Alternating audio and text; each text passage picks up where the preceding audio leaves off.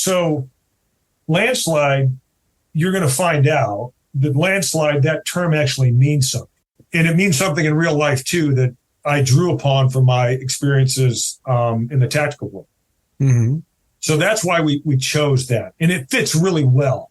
But, as I get more mature in the whole publishing world, it's a interesting business. Oh, yeah. I will say, too. You're not recording. You shouldn't be saying anything until you start recording. It's almost like my mother trying to navigate Facebook. Okay, here we go. I got you.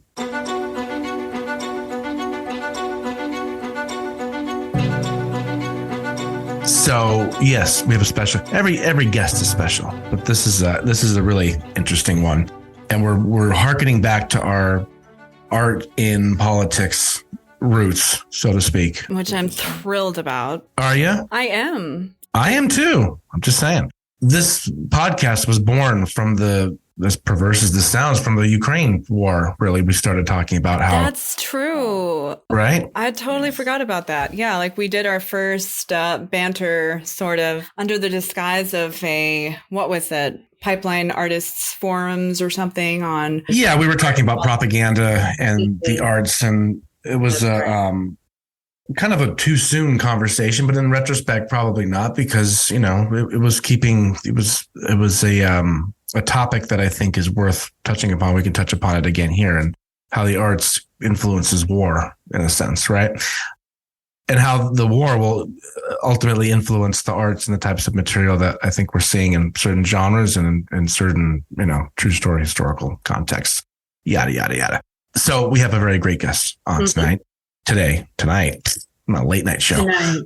Michelle, take it away. Yeah, so we have Adam Sikes, who is an award-winning author of the international spy thriller Landslide. And he's got a forthcoming novel, The Underhanded, which is coming up pretty darn soon in April of next year. Before taking up the pen, Adam spent 25 years in national security as a U.S. Marine, and then as a paramilitary officer with the CIA, having served in Central Asia, East Africa, and Europe. So he's been everywhere and knows a whole heck of a lot. Now he resides in Southern California and writes as much as he can. And this is why we brought him on, because he's not only an artist, but he is also full of actual real life experience, which he gets to put into his books. Right, Matt? Yes. I'm assuming he does. You've been reading his book. I only want I'll get to that in a bit, but I only want guests that are from Southern California. Because then we can chat about things Southern California related. And Adam is here now. Yes. And welcome, Adam. Thank you. It's a pleasure to be here, calling from Southern California. Where do you live? I'm in North Orange County, up in Yorba Linda. Oh, okay. I played Black Gold Golf Course. Is it near there? I think so. So. We're 15 minutes from Disneyland. Oh, well, I'm a Disneyland season pass holder too. This is to plug all the Southern California institutions that I frequent, Michelle. And that is, we can move on from there. That's great. Are you from out here? I was originally born in Northern California, Palo Alto, but we left there and moved to Boston. We were there for about 10 years. Then we were in Chicago. And then I, graduated high school, and then I lived all over. So this is kind of coming back after 40 some odd years. A good global perspective that informs your writing, I'm sure. I have one question, and then I'll leave it to Michelle, and you guys can go politics geek for a while, geopolitical geek for a while. I just started reading Landslide, which is your debut, correct? Yes. And we were talking before about how, because my background is mostly in screenwriting, film, TV for 20 years or so. But the one thing that struck me, even, a chapter or two in, is how cinematic it felt and how rich the backdrop felt, and also the dialogue and all these little components that a lot of novelists, I don't think quite get. There's like a voice for novelists and there's a voice for screenwriters. This felt very screenwritery to me. And I'm wondering if not just the world building, but the characters and so forth, if your direct experience with these types of people helped in that regard, just bring so much authenticity to it. And I'm assuming it would. Thanks for that. I'm flattered you would think that.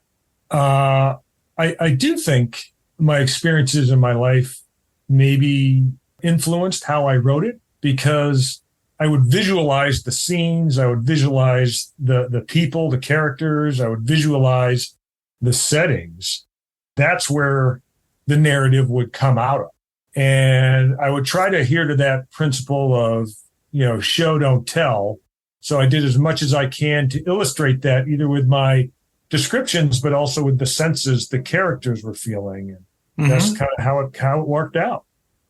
And show, don't tell is a very screenwriter, rule 101 sort of thing. You don't hear that as much. At least I don't hear it as much in novel writing. They're all about telling us stuff. I don't know. I kind of pushed back on that. I think one of the first places I heard show, don't tell was actually at Thriller Fest like 9 years ago. Oh. Yeah, and it was not from a screenwriter. Mm-hmm.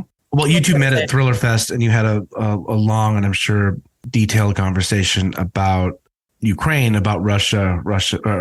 Michelle is, of course, the foremost expert on Russia on this podcast, at least. On this podcast, yeah, absolutely. We were downstairs in the bar where we just chatting about Russia and Ukraine, and I mean, you had been there and I had lived there, and it was a good conversation. Yeah, I know, and it was so sad because we didn't get to talk like that much during Thriller Fest, but we've been corresponding a bit since then, and definitely when Yevgeny Prigozhin, orchestrated his would-be coup d'etat, we were definitely back and forth with what's going on. What do you think is going on? And now he's dead.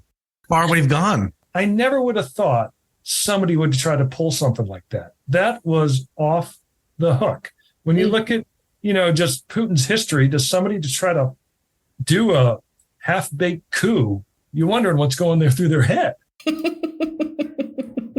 When it was unsuccessful, if I was him, and look, I don't know that much about the dynamics of Russian politics and orthodoxy and so forth, but wouldn't you go into hiding in Alaska and never return in public again? Called Bezos and said, put me on SpaceX and get me out of here. Right. And he's out here flying around, taking airplanes. What an idiotic thing to do.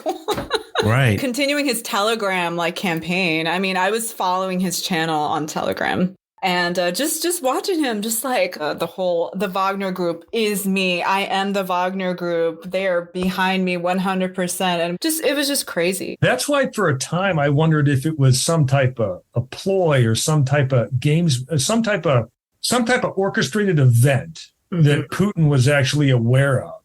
Because maybe he was trying to discredit some generals that were in his inner circle that he needed to get rid of or something. I don't know. All kinds of thoughts were going through my head when you think about Putin's background and where he came from, as well as the perspective that he has this zero-sum game perspective on international relations. And if you look in decades past, he was actually really good at it. I wondered if this was some brilliant KGB FSB move that he was trying to do.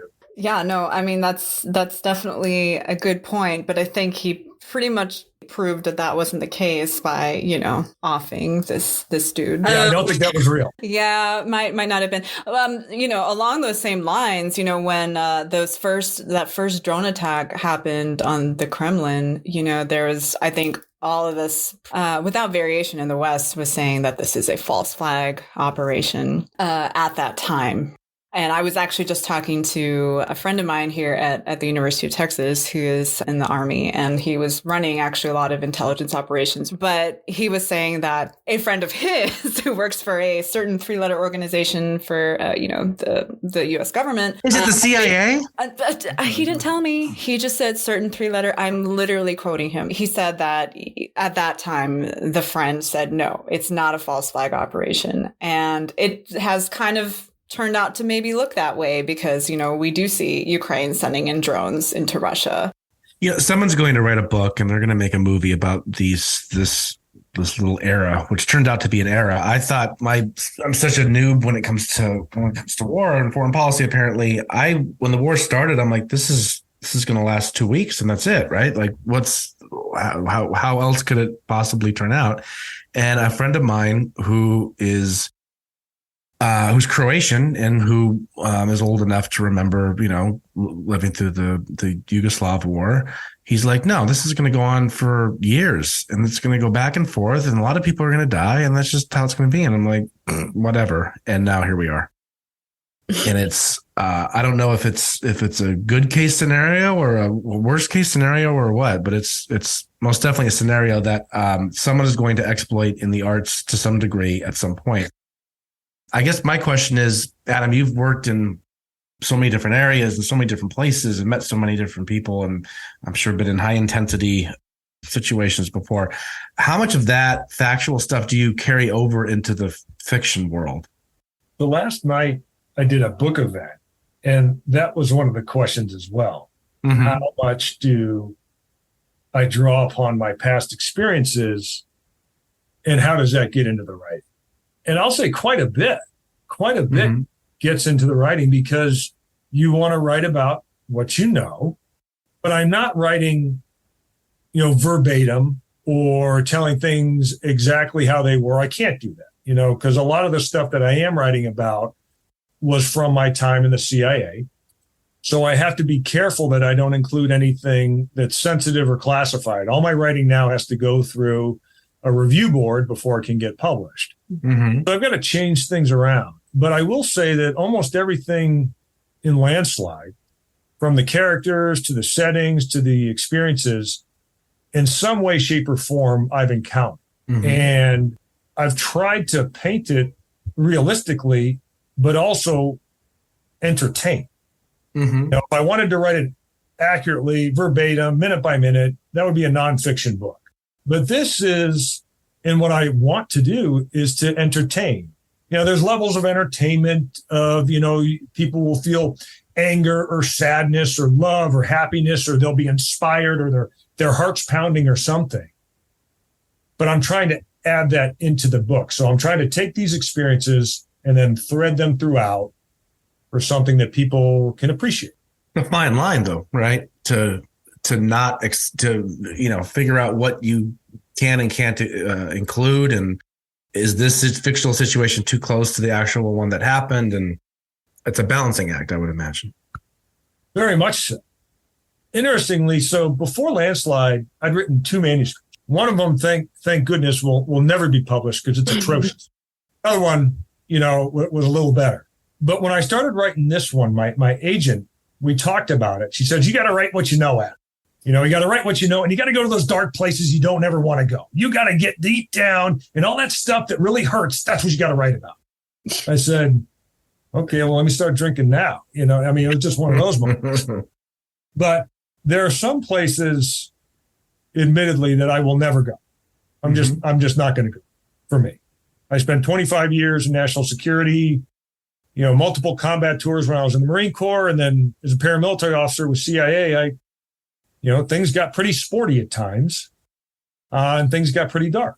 So there's some areas I'm never going to go, but there are some significant events and experiences that I looked at, and you kind of got to go back there in your mind and write about it. And now when you're writing about it, it transforms itself into the narrative. But I remember my heart pounding sometimes as I'm writing notes, handwriting, and my heart rate would be up. And I'd have to take a break and go for a run or something just to center myself again. Mm-hmm. But I think that's what helps make this form of art something that people can appreciate and want to read.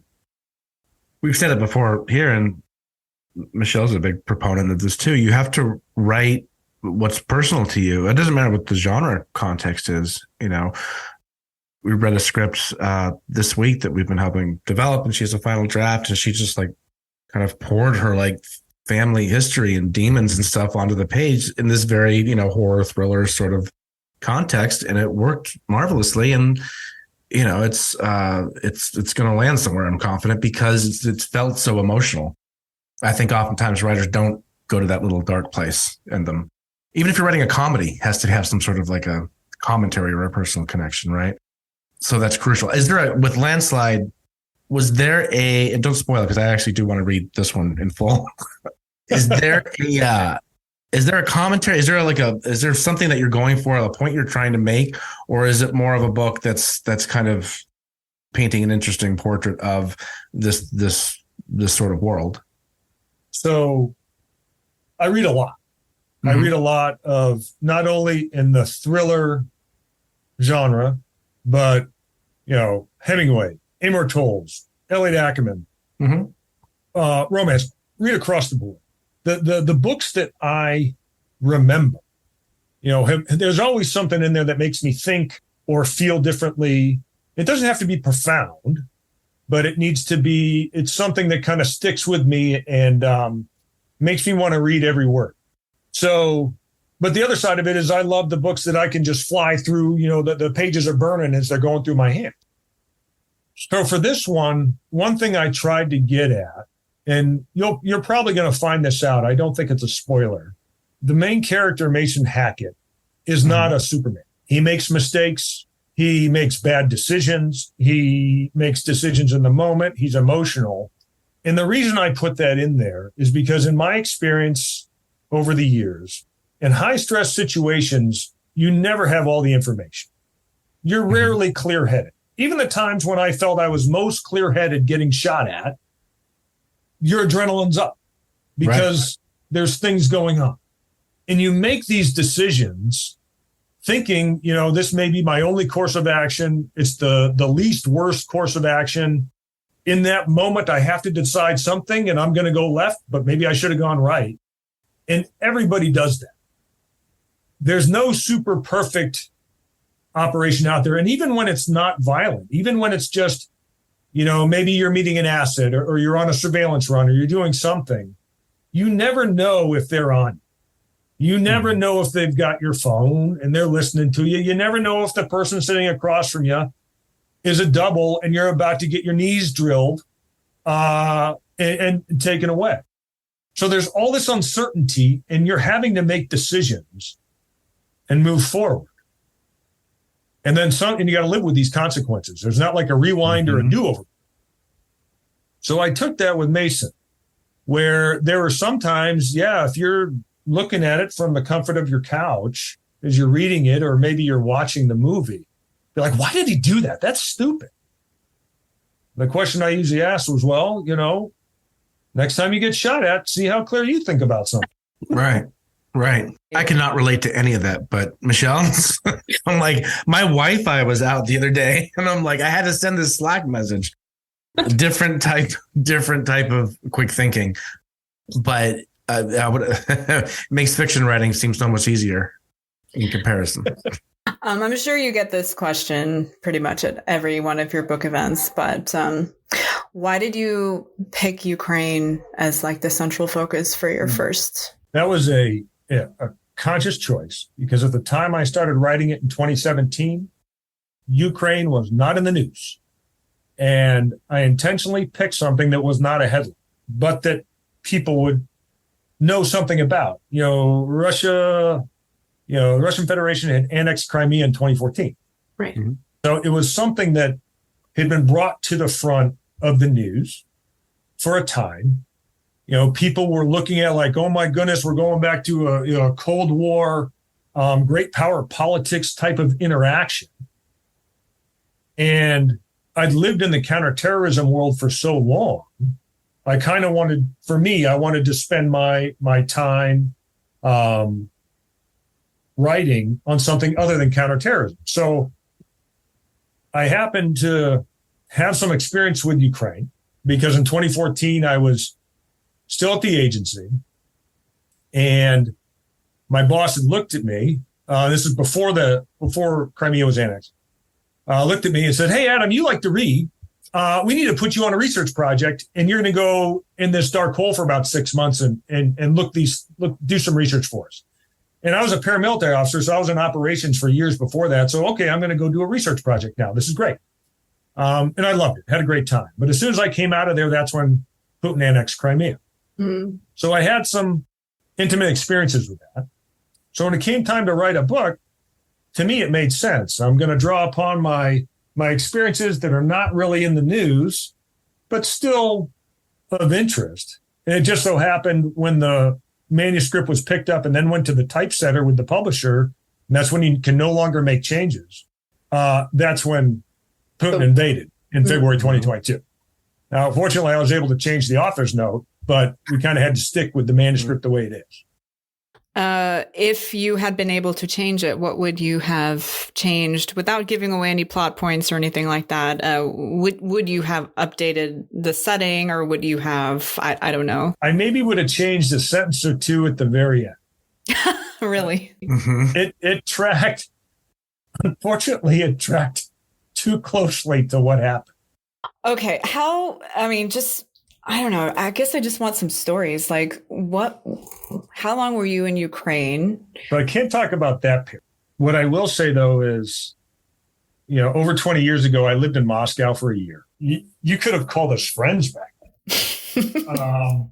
President Clinton visited, Madeleine Albright visited, Louis Freeh visited, George Tenet visited. All these people were coming over. And prior to that, Russia was considered a non-frat post, which means no fraternization. You could not interact with the local population.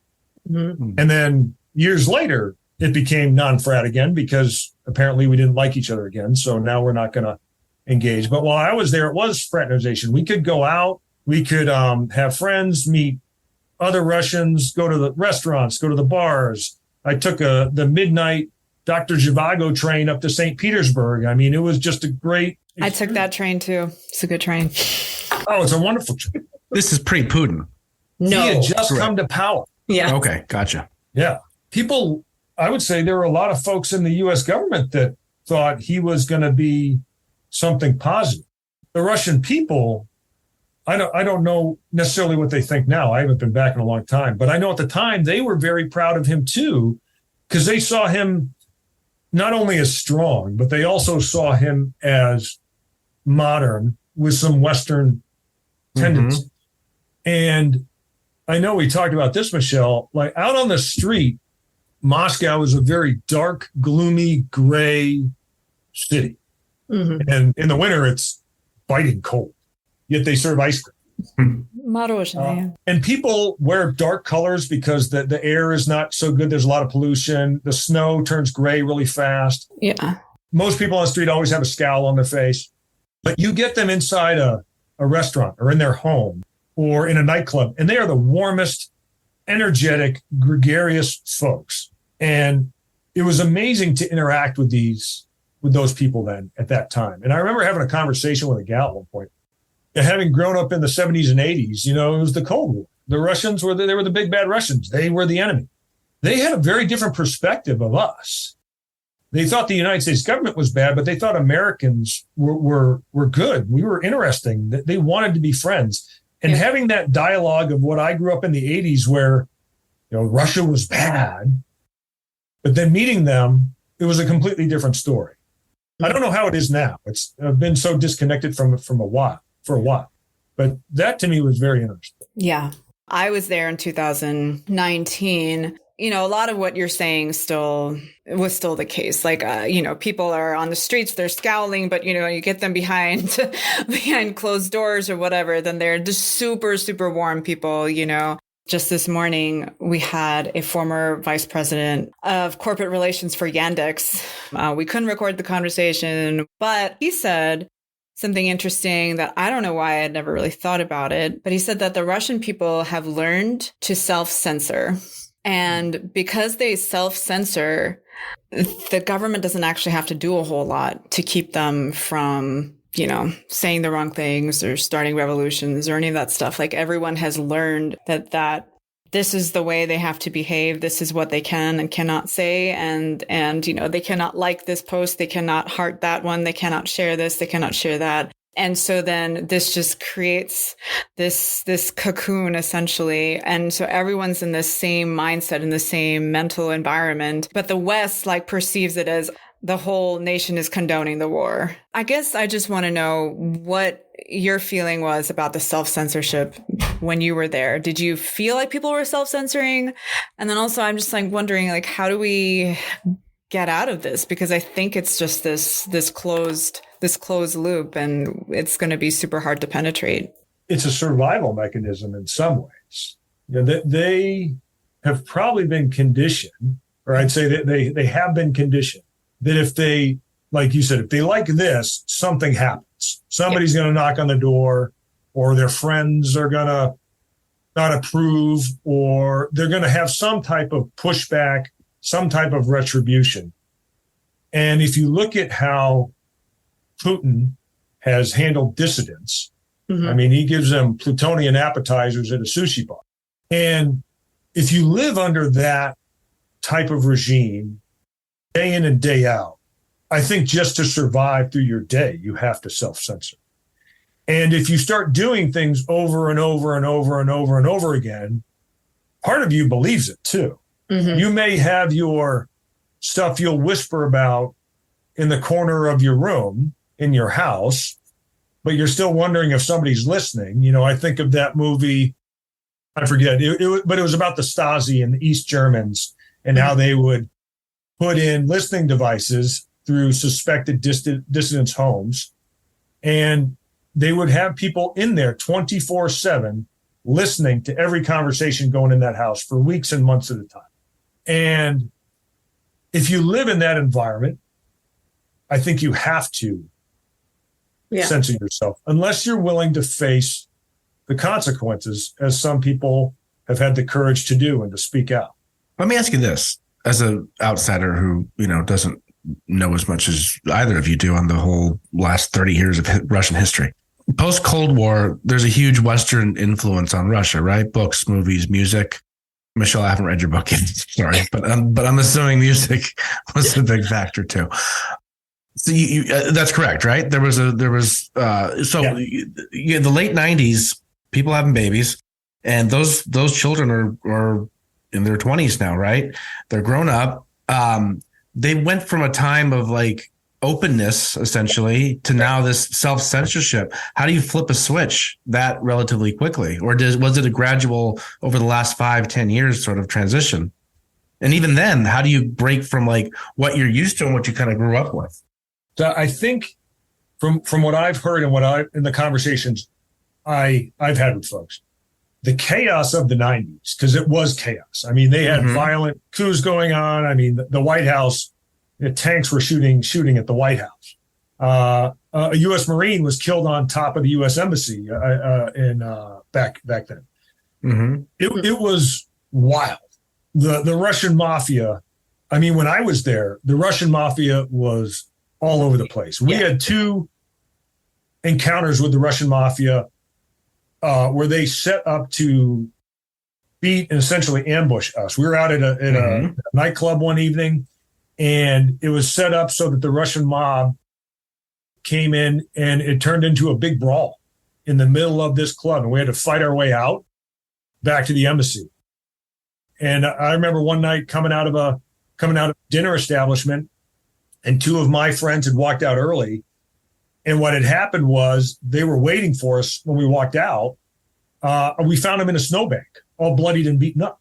Oh my God. They were alive, but it was just wild back then, out of control. And that wildness, that out of control, that chaos, they wanted nothing to do with. There was too much freedom, so to speak. I think it's an Arab proverb that talks about, one day of chaos is not worth 1,000 days of tyranny. They would rather have a strong hand over top to control everything than one day of chaos, which is much different than we think. Well, that's telling on our own issues, right? When it comes to what we would prefer or what we think we would prefer rather than the reality of said preference, without getting into the ACAB debate. That's interesting though. So then did Putin, forgive my greenness on this, but was Putin's response then now in the last, I guess, 10, 15 years, is his attitude influenced by that chaos from his early days? Or is the answer obvious? I think it is. He would have been in the FSB in the 90s. I think it is. I also think he was power ambitious. He's a strong man. He wants to exert a strong arm, and he said it. He wants to return Russia back to the greatness of Imperial Russia. And he believes that the fall of Soviet Union was a horrible thing. Mm-hmm. And I think he's also tapped the pride of the Russian people, where they don't like the fact that they got taken down a few notches after the wall fell. Mm-hmm. And they want to be viewed by the rest of the world as a strong, great power. And hasn't this backfired? That's a good question. That's almost a rhetorical question. I'll give you a football analogy. This feels like the 2009 Patriots struggling with all due respect to Ukraine, but like the 2009 New York Jets, right? You thought it was going to be a blowout by halftime, and it's not. Like the Jets are kind of like down by a point or something, right? And look, all credit to the Ukrainian people and to their leadership that they have, right? But like at some point, this has to end. Everything ends at some point. How does it end? Go ahead, tell us, Adam. How does it end? Thanks, Michelle.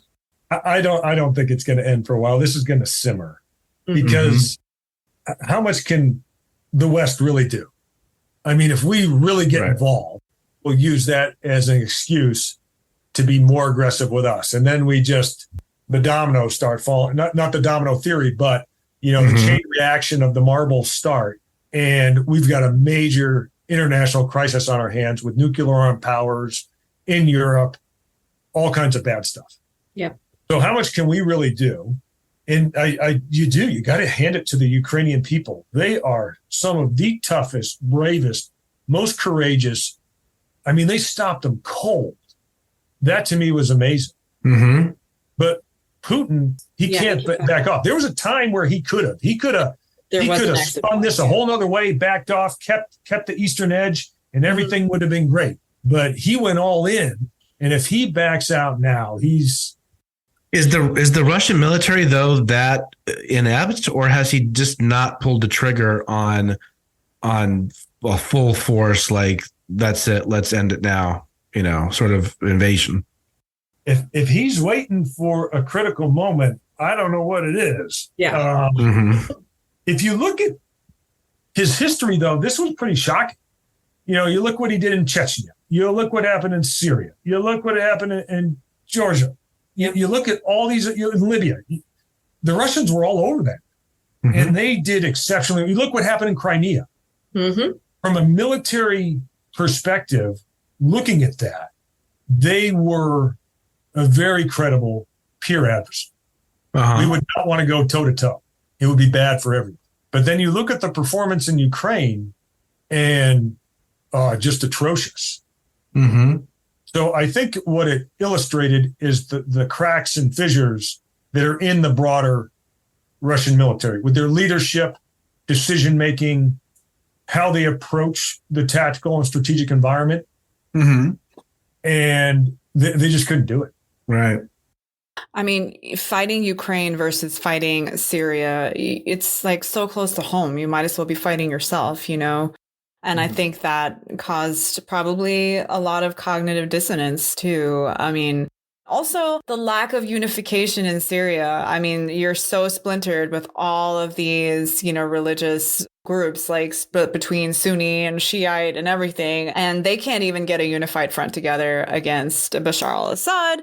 And so obviously it's pretty easy for a third party, especially a strong-ish one, like you talk about like Wagner Group coming in and then, they go in, they only have one objective and they don't care about collateral damage and all that jazz, right? The way that the US military does, or at least they're not trained to. It's in their tactics not to worry about it. If you look at their forms of hostage rescue, they expect and count on having collateral damage and civilian casualties. Exactly. So what should the US's role be in this conflict? Because like you were saying, if we go too far, then they're going to push back. It's just going to perpetuate and escalate. So what should our role be? What should the West's role collectively be? And I know you're going to say that we want Ukraine to win, But the second part, does winning involve NATO membership? That's a volatile question right there. The volatile podcast. So. Which is why it's so good. I go back and forth. Well, one, what does winning look like? Mm-hmm. I think that was the question in Afghanistan. That was the question in Iraq. What does winning look like? Or does it just stop? My perspective, and I tell everybody this, that no one wins in war. No one. I don't care what side you're on. Nobody wins. So then how does this end? And what is that? I think we're doing a lot of what we can by supplying, military equipment, by supplying money, international support, helping with the international community. I'm not sure how much we can do in the overt world to push back. I think if there was all of a sudden, and I think the Ukrainians are making great ground right now. They're pushing back. Sure. So maybe allowing them to continue moving forward is a way to go. If things can be completely reversed and all of a sudden now the Russians are making gains again and they're going to make it all the way to Kyiv, I think we'd have to reassess things. Right. But I don't know. I don't know what the answer is yet. It's a really tough one to think, what could we do to bring this to an end? Public support, I don't know what the latest polling is, but public support of the war in the U.S. is pretty dismal, just anecdotally speaking, at least, not even basing it on the data. It was pretty high. It was very rah-rah at the beginning, wasn't it? And then it dropped out of the news cycle, and then everyone forgot about it. And it's completely, from what I see, completely out of the conversation. I think people are exhausted, to be honest. Yeah. I think they don't understand it too, right? Like, let's be honest. I agree with that. I don't think the majority of the population really understands how big of an issue this is, particularly if it gets worse, how much it will destabilize the world order, how we get our iPhones and our cars and our electricity and all that. If this goes really bad, all those things get put in jeopardy. Mm-hmm. This is a major international instance when you have major powers like this facing off through proxy. But I also think the American population is just tired. I mean, we have been in some type of conflict since 2001. Right. And I know, I was born in the 70s, grew up a little bit in the Cold War in the 80s, but the 90s, we had Desert Storm and there was stuff going on in the Balkans. Yep. And there was a few things here and there, but we weren't militarily doing a lot. And then 9/11 happens. Yeah. And we're in Afghanistan. We pick a fight with Iraq. And then we're in Syria. And we're in Libya. And we're here. And we're there. And we have just been fighting and fighting and fighting. And I remember in the military prior to 9/11, the notion of combat experience was limited. It was maybe a year, maybe two. Maybe you experienced 2 conflicts in a 20, 30-year career. People now have gone through their entire military career on a warframe and have had years and years of deployments to combat zones. And then you push that back on the American public to where you become desensitized to it and you're tired of it. People were tired of Afghanistan. They wanted out. People were tired of Iraq. Then Syria happens. Then we're in Libya. And then Ukraine happens. I think people are tired and they're desensitized to it. Yes. So your comment about it being out of the national discourse, people are trying to ignore it. Mm-hmm. But I think it will influence and spark more elements in the arts, whether that's books, movies, because now we've got a big bad enemy again. Adam, you're sticking to political thrillers as far as future books are concerned? No.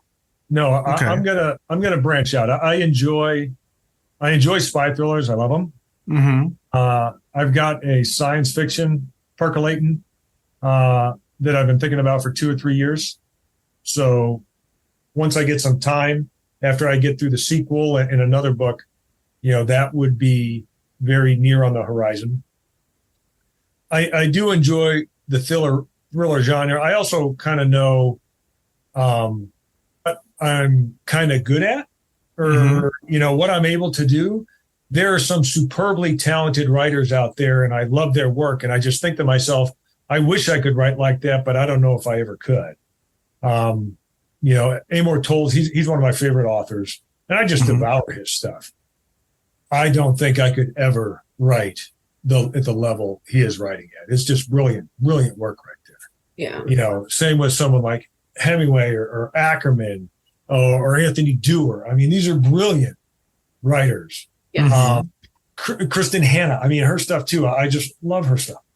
But for right now, we'll probably stick in the international thriller. It might not always be a spy thriller, but definitely international. Do you think the topic that you were writing about in Landslide and your history, your personal history on the subject matter, that helped secure the publishing deal? It might have. I won't deny it. I led with that. Yeah. There's been such a focus on authorship, right? And who is behind the story that I'm reading, I guess, especially in publishing, but obviously in film and TV too. And I think there's some credit to that, right? If you're writing it's a very specific story about a certain era or a certain people or a certain time period, you want the author to kind of like not only know what they're talking about, but have some sort of connection to that material. But at the same time, I've read marvelous stuff that's thoroughly researched by foremost experts in that topic, and they wouldn't get a publishing deal because they're female or they're white or they're whatever, right? And it's like, well, then that story is not going to get told. Too bad. And then that's not fair to the story at that point. But I think that is kind of, I don't know if that's waning a little bit, where it's like, all right, now the story is kind of the most important thing rather than the creator. But that's a whole other podcast. I know, it is a whole other podcast. I got so many thoughts. I agree with you. I agree with you 100% about that. I think it's unfortunate that good talent out there, really good work, whether it's a book or a movie or a story or whatever it might be, if they can't get traction because they don't have a background or a life that's a headline. And I mean, I admit, I included that in my pitch to my publisher that was my background.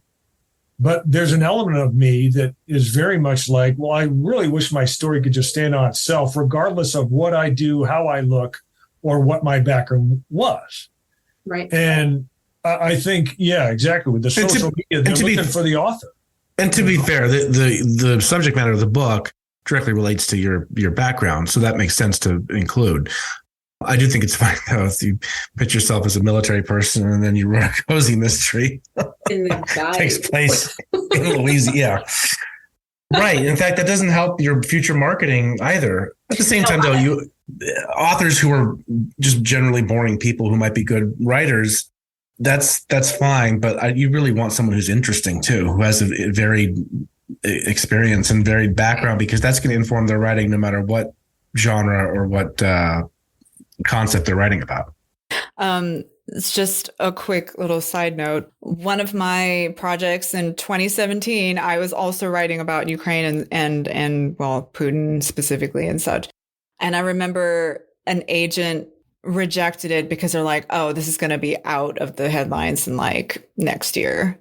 Right. Really funny, like so funny. And most of what happened in Ukraine, I had like already written it out basically because I saw it coming. I saw it all happening. And she was like, oh, this is great and all, but like, she's like, it's not going to age well because it's just going to be out of the zeitgeist. I'm like, to what extent are agents and editors allowed to be like the judges, and the judges of history and everything, and to decide exactly what is and isn't going to happen. And Michelle wrote a wonderful article on that exact topic for Pipeline Artists called "Putin Stole It From Me."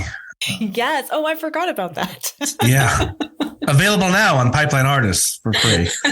Just look it up. The search function's slow. Good luck. But I look at artists like Dr. Seuss and P.D. Eastman. They were in World War II, and that's where they met. I believe initially was in the U.S. Army during World War II doing media for the U.S. military, and then they went on to write these brilliant stories that I read to my kids now. Yeah. I read all of like P.D. Eastman books to my kids just ad nauseum. I think I can like quote them. Go dog go. Go dog go. Exactly. My son's favorite. War analogies that they're threading. They are. Or like books like The Little Prince. It was a book that was meant not just for children, but also for adults, speaking to the human condition and all this stuff. And it, and you needed that experience to write that book that might not relate directly to that experience, but it's going to inform your writing and your storytelling. I wonder what Tom Clancy's experience was with submarines. I think it was the insurance model. Right.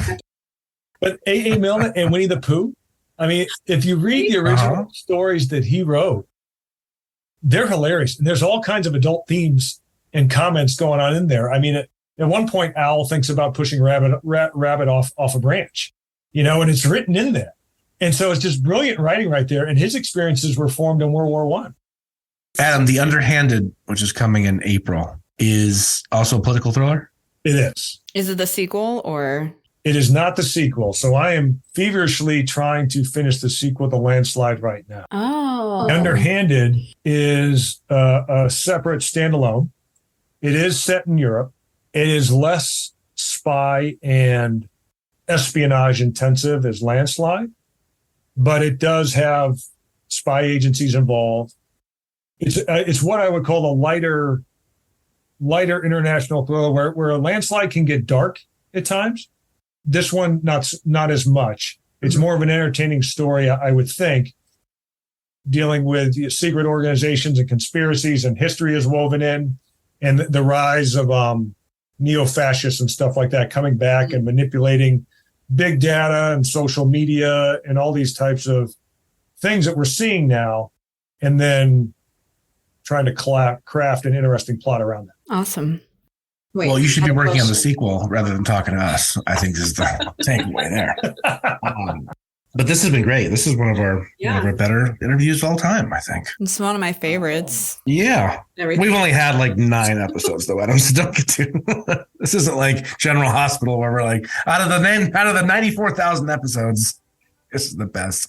But no, this has been regardless quite good. So good luck editing the show. I was going to say thank you. I listen to your podcast when I work out. So I have a gym in the garage with like a pull-up bar bench and a bunch of kettlebells. Oh my God. I am thoroughly entertained as I'm checking these things around. Oh, nice. We try to make it not dry, and it's all about the guests and having good guests, honestly. Our solo ones, we've done a few of those, and who wants to hear me talk for 25 minutes? Or me. Or you. Well, I want to hear you talk. Well, thank you so much, Adam, for joining us. And good luck with all of your future books. I can't wait for the sci-fi because I'm totally into sci-fi as well. So, and give us an exclusive. What is the title for the sequel to Landslide? Loyal Deception. That's a good one. Very John. How about Avalanche?